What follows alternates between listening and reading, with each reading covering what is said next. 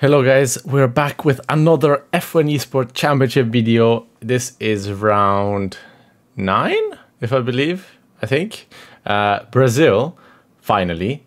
And we all know what Brazil means to me, so hopefully today can be a good session, good results. But as you can see, it's gonna rain once again. We have one of those like one-shot qualies. Like we had, I think we had like 4 in a row in event 2. Yeah, it just feels very, I'm not gonna say scripted, but almost. But anyway, here the voice comes, sorry, and just engineers were going crazy. They were like shouting, go, no. But here I have to alt tab. Because I didn't have force feedback on my wheel, and look at the amount of space I lose to the field. The rain is imminent. We have no idea. It can rain in 30 seconds, it can rain now, or it can rain in 2 minutes. It's not exactly precise, so it's hard to tell if you need to go for tire temps or for track position in a situation like this. But from what I remember, I think I cannot go for like an in-between. But more towards the tire temperature side, because I know tire temperatures are hugely important, and we've seen it many other times in scenarios exactly like this, that tire temperatures sometimes is king, and it's almost better to have a clear track with better tire temps than be in the middle of the pack fighting for space and having bad tire temperatures and less grip. So I just know that I have to be in front of 5 cars. That's my main objective, is because if I'm faster than all the people behind me, then I don't need to worry about anything. I can just finish the lap. And here we find a good position with no one behind me, and I just decide to start a little bit further away from Wilson. Not too close that I get dirty air, but close enough to just kind of learn from him, because it's very important in scenarios like this. You need to utilize the cars ahead to kind of learn, like see what their behavior is on track. Is there grip? Is there no grip? Do I need to brake a bit earlier? Stuff like that. So it's very useful to do the lap behind someone else. And I think I nailed this distance to the car ahead. I don't get dirty air. Maybe get a tiny bit of slipstream. Maybe at the end of the lap if I do catch him during the lap. So it was very well managed on my side. As you can see, the grip is not fully there, and you cannot invalidate. So it's still obviously a little bit of a safe lap, but I used to have to be fully focused and push to the limit, as we missed a little bit the apex there, got a little bit wide, but the speed was still relatively good. And you can see I'm just following, we're catching him, because you see his namer tag getting bigger and bigger. So it just means that I am catching him, and that's wonderful news, because that means I'm most likely faster than all the cars behind me, and faster than the car in front of me. So all I need to do is now finish the lap here, safe, get the slipstream, which I talked about earlier, and I should be easily through to Q2. Unfortunately, Barry was in a worse position. He was one of the last 5 cars, so I was actually the 6th to last car to cross the line, and yeah, Barry did not make it through to Q2. It was just very unfortunate. It's so hard in scenarios like this to predict what's going to happen. We had different opinions, going faster on the outlap to have less rain, or going slower on the outlap to have more tire temp. It was just a lottery almost at the end. And being in a Ferrari, which means we are starting all the way at the back because of how the pits are, does not help either. So yeah, unfortunately for Barry, he's out of Q1. Now we move into Q2, and this is my first run on the dry. Not gonna lie, everyone knows that Brazil is my best track, and it still was my best track this year. But I don't think we quite nailed the setup, to be quite honest with you guys. We went for a very like safe and like easy to drive setup, as I make a little mistake there. But trust me, the setup was very easy to drive, and almost too understeery for me.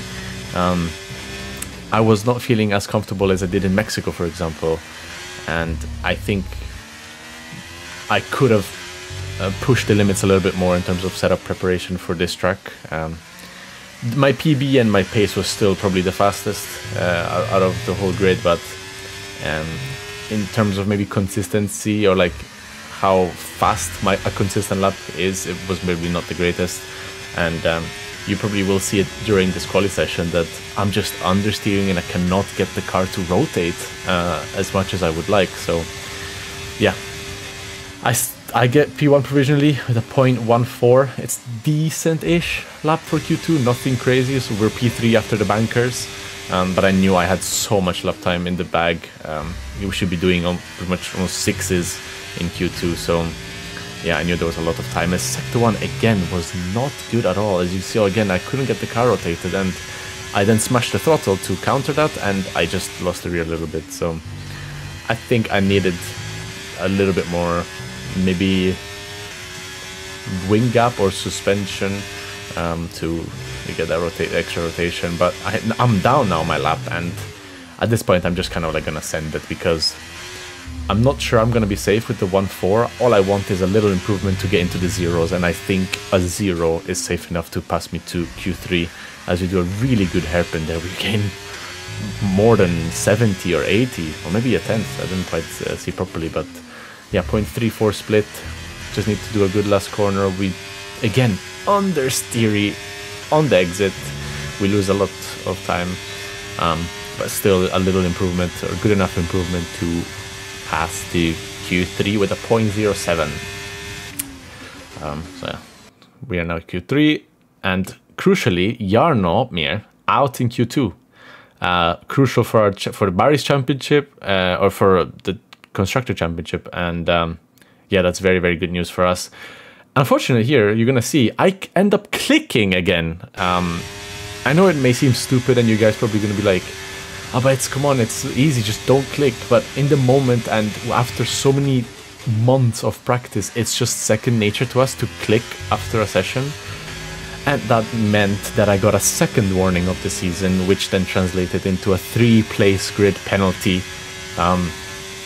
Yeah, so I knew that I was gonna have a penalty coming my way. And Sector 1 here in my first banker of Q3, very poor.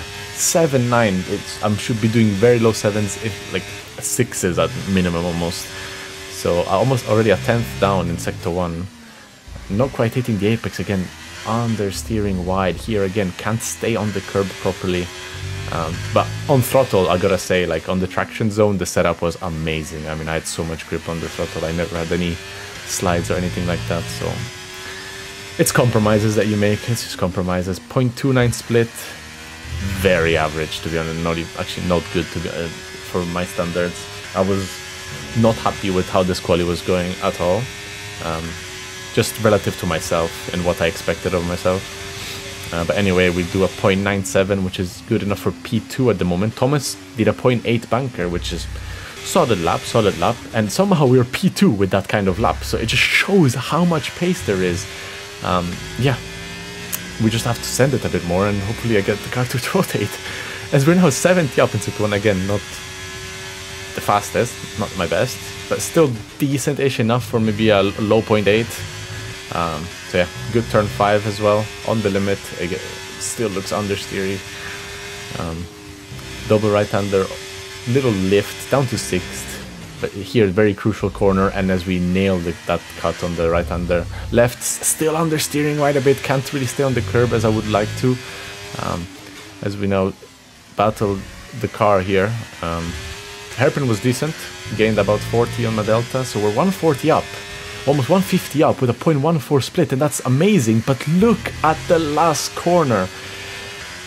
I lost more than a 10th. I think I had about another 30 or 40 in my last corner, so I would have been almost 2 tenths up, or like 170, 180 tenths up, and I hit the grass, I think, or tiny millimeter on the grass, and I just lost more than a 10th in the last corner, which would have put me pole, or at least P2. So we finished P4, and that means that we are starting P7 in the race because of my 3-place grid penalty. This is the qualifying results. Thomas P1, Freddy P2, Simon Weigang, very good result from him, P3. Pause it if you guys want to check out the grid for today's race. Barry in P17, hopefully he can create something and do something magical to come back into the points. But 5 lights, we decided to start on the soft tire. I think it didn't really matter what strategy I went for in this race. I knew I had the pace for whatever strategy they put me on, or I decided, because I just felt that comfortable around this track. So I just went for like a safe, soft, medium strategy, and hopefully my pace advantage can get myself through the field. Because usually, if this was in Brazil and I started P7, I would 90% of the time would have started on the hard tire. But yeah, because I knew of my pace, I just decided to start on the soft and go from there. We're gonna stay on board for this first lap to see if I can do a move on Alfie as I try here. Very clean move or attempt, as we have made no contact whatsoever, but it was just a little bit too ambitious. I couldn't really get my car in front of his. But I'm happy that I tried at least, because you never know what can happen, and we never really see moves in that corner that end up being successful. It's very easy to just go deep, hit the car, get penalty for push to pass, and it's just a bit chaotic. So yeah, I was glad at myself for being able to stop the car there, seeing how much later I braked. But anyway, nothing's gonna happen here in the first few laps because we're just in a train. And as you can see, Jarno Opmeer is in P9 on the medium, and I think he did a very good strategy in this race, because everyone started on the hards, no one started on the medium, and himself starting P14, he just decided to put the medium and overtake everyone. Although I might add, or I have to add, that this race was restarted due to an incorrect grid position, and he did start on the hards in the first attempt, in the first race, and I think it shouldn't be allowed, being able to just change your strategy when there is a restart, because obviously everyone has seen it, everyone knows what you're going to do, and I think it should stay like that, because that's what you've decided to go with, and that's what you have to keep. Anyway, there's Alfie here and Alvaro, I see, are fighting it off, and Alfie is flashing for some reason, so I knew this was a perfect moment for myself to get past him in the next lap. But yeah, back to Jarno's point there. So Jarno now is on a very good, different type of strategy, and he's made himself P9 now, and he will come through the field, because the medium tires are absolutely the best tire, especially around this track. They're just almost as fast as a soft and have almost the same degradation as a hard, so basically cheats. Yeah, so maybe my head right now is a bit confused. I'm not really sure if I want to do an undercut and undercut all these people, or go extremely long with Jarno's help and Jarno's medium tire race pace. So I was a bit in the middle, still kind of deciding based on my position towards the end of the stint. But I was just going to focus on Alfie and trying to get past him, as here I feel like he turned a bit early there and made contact with us, and our car just got a bit unsettled, so that's how we had the snap there, and we have to use our ERS here because of, look at this, Jarno Opmeer gets past all three of us almost, as I defend from him a little bit because I don't want to make his life too easy. It wouldn't be beneficial to me, or yeah, so just decided to defend a bit, and Alfie and him are still going side by side. Hopefully, big tank slapper over there. And crucially, we're out of the DRS, so now I have to push and get back into the DRS, which I do end up doing. And now Jarno get past Alfie and myself using all of his ERS. Yeah, not gonna fight that. His tires are way better than mine. It's time to just follow him through, make some moves. Yeah, save my tire in case I do want to go long. And lap 12, I see that Lucas Blakely pitted already on lap 12. So when I saw that, my plan at this point was to go lap 13 and undercut everyone. But when I saw lap 12 from Lucas, that was unbelievably early, and I was like, there's no way I can undercut now because everyone in front of me will just respond to Lucas. So I was expecting to be basically P2 behind Jarno after this lap. But that doesn't happen because in front of us only Freddy and Alvaro pit, I think. Yeah, that's correct. And I still have Thomas and Simon with me out on the softs, which I don't really understand why Thomas and Simon would take that risk, because now they're 100% undercut from all of them, as now the lap after they do end up pitting, and I myself decided to stay out because there's just no point following them. I'm just going to be stuck behind them. I mean, what's the point following them inside the pits? So we're going to use Jarno's DRS and get a better in-lap than them, hopefully, and catch some net race time. But in hindsight, as you're gonna see, I think I do end up pitting lap 15 now at the end of this lap. I think that was a mistake. I mean, not necessarily a mistake, but something I could have done better.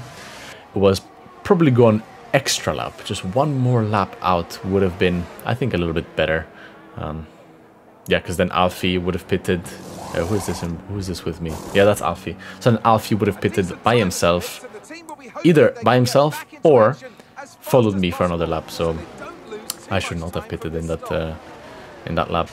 It's still good. It still worked out very well in terms of where I was in my position in my tire deck. But to be just an even better strategy would have been to go one lap longer. As now we come outside, we come out in P18, 1.5 seconds behind Simon, which undercut us or did a lap before us, and we're on cold tires. So as you can see, it's lap 17 and we still did not catch, because I also don't want to use my ERS. I need to have ERS for the latter parts of the race, and I want Alfie to work with me and just let him use the ERS and overtake him just before we reach the train. But if you look at the minimap, look how far Lucas and Freddy are. They're just, it just seems surreal that we're gonna catch that much time and be on their train and eventually maybe pass them. But as I said before, now lap 18, working with Alfie, overtake him now right before we reach Simon. He's 1.3 seconds ahead now, yep. And slowly catching to Alvaro, I believe. Yeah, Alvaro, which is still 3 seconds ahead, so not a small margin to catch. Simon does not even fight this. He lets me go. Thank you to Simon there, but I think he knows I have better tires as well, so I'm gonna have a better pace, and we need to work together to catch, because there's still 15 laps to go, so it's still a very, very long race on these medium tires. As now Alfie again passes us, but I'm glad they didn't want to waste too much time with me in fighting, so I'm glad they played the team game quite a bit. As Alfie catches the DRS here, which I did not expect, so that meant I had to use a bit more ERS than I wanted to pass him, which is not ideal, but not the end of the world. I mean, it's very easy to save ERS in Brazil, especially in the DRS train. But yeah, as you can see, we're in the train now. It's lap 25, and this is the fight for P1. I mean, I did not expect to catch the train so early on in the race, which means I'm in a fantastic position. I have the freshest tires, pace advantage, ERS advantage on people ahead from what I heard from our engineers. So I'm in just a perfect scenario. As here, I try to push Alvaro into Freddy and make a move, so maybe I can make a move on them too. And we won't believe me, guys, but Alvaro got a penalty for that. He got a 3-second penalty for that move he did on Freddy. Not sure why. There was no contact. Both onboards I've seen, there was no contact. Everyone was still on the track, but somehow Alvaro got a 3-second penalty, which is absolutely ridiculous. But anyway, we capitalize on that opportunity and pass Freddy, which then Freddy just plummets down the order, and now we are on the top 4, which are still fighting side by side. And Alvaro, I think, will go and attack Lucas this lap, if not this lap, next lap, and hopefully we can get a pass on it. It is this lap, so Alvaro goes for a dive here and pushes Lucas off, but that was not a penalty somehow. That was fine, that was fair racing according to the stewards. Now Lucas is on our side. We go side by side, I think, for the whole lap. This was very good racing and clean, hard racing, to be fair. It was nothing unfair or dirty from each of us. There was a tiny bit of contact, but nothing too major. We're still going side by side, and he leaves us the room and I leave him the room. Just one thing I was wondering in a moment, because I was obviously very pissed off, is why Lucas would waste so much of his energy on this fight. He pitted lap 12 when I pitted lap 15. He has 3 laps older tires and less ERS than me, and he was still fighting it this hard instead of maybe getting himself right behind me and then saving his ERS and defending from Alfie as well, you know, and maybe try later on in the race. But instead he cost himself all his ERS and also Alfie, a position to Alfie, sorry, and that kind of effed my race over, because I just have no ERS now because I wanted to be in front. Yeah, not too sure what happened there, but it was still clean, fair racing nonetheless. And now we don't have any ERS, and I'm just trying to defend my position, as Jarno here has way more ERS than us. He tries to go around the outside but can't, and I think he touched the grass and went deep because, well, touching the grass, he locked out the tire and went wide. I got a penalty for that, so it will not be a P4 finish for us here. As here, I do lift to give Jarno DRS so that he can defend from Freddy. And this was in just to help Barry on the Drivers' Championship, and there was nothing to gain here from me. It was purely to help Barry, but yeah, I got a penalty. I finished outside of the point, so very bad day in the office for myself and Barry. And I was very disappointed, especially in this track, my best track of the year. I was in a very good position to fight for the win, absolutely. I believe that in my heart, and yeah, it is what it is. Badly managed, and I got a penalty at the end, so yeah, it is what it is. And very mediocre start of the event 3 for us, and I will show you guys now that how the standings actually are after round 9 with 3 races to go. Freddy leading 22 points ahead, Barry still like almost 50 points behind, and myself P7 with only 56 points, so very very far away at this point. I mean, my only hope is to help Barry, but this is what I want to point out to you guys. We are P4 in the Constructor Championship with 3 races to go. We are P4, 149 points, and you guys know what happens next. And I'll see you guys in the next races. Ciao, guys.